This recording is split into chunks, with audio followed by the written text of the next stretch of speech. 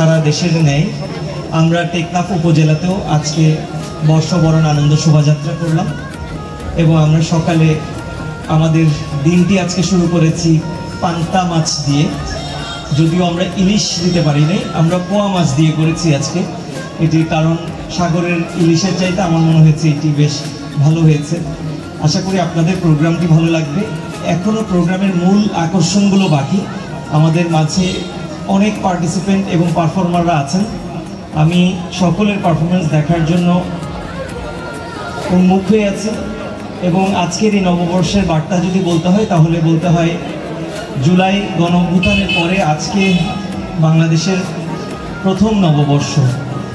এই নববর্ষে আমাদের জুলাই অভ্যুত্থানের যে স্পিরিট, আমাদের যে বৈষম্যবিহীন বাংলাদেশ গড়ার যে স্বপ্ন, সেই স্বপ্নই বাংলাদেশে ছড়িয়ে পড়ুক এবং আমরা একটি সুন্দর বাংলাদেশ তথা একটি সুন্দর টেকনাফ যেন আমরা গড়ে তুলতে পারি, সেই প্রত্যয়কে সাথে রেখে আজকে আমাদের মাঝে যারা উপস্থিত হয়েছেন, সম্মানিত সাংবাদিকবৃন্দ, আমাদের রাজনৈতিক নেতৃবৃন্দ, আমাদের সকল উপজেলার অফিসারবৃন্দ, আমাদের অফিসার ইনচার্জ রয়েছেন, আমাদের নৌবাহিনীর আমাদের সিসি মহোদয় রয়েছেন, এখানে অনেক ছাত্রপ্রান্তীয় ছাত্রছাত্রীরা রয়েছেন, সকলকে আমার পক্ষ থেকে নববর্ষের শুভেচ্ছা।